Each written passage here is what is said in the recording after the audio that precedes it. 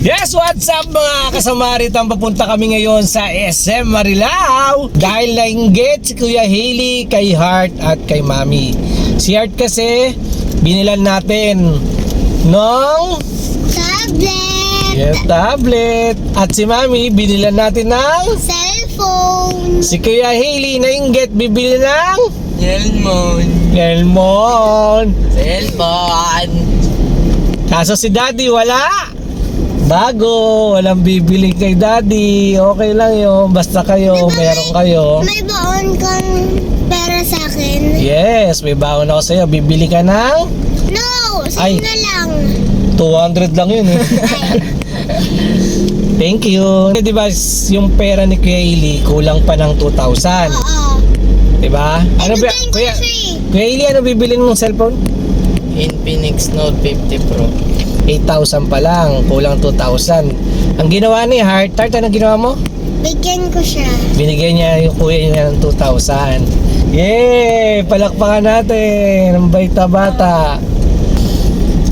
Update na lang kung nakabili na si Kuya Hailey ng cellphone. Di namin alam kung meron doon tinda ng Infinix Pro 50. So titignan muna natin Tapos doon. na may cellphone na si Kuyang bago ay yung cellphone niya na luma ay sa akin na lang. Yay! Yun yung binili mo? Okay. Bye-bye. Isang bago, isang luma. Yeah! Unbox na kay yung cellphone niya.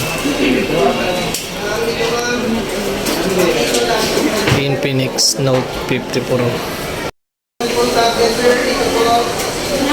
Ano na, Kuya Hailey?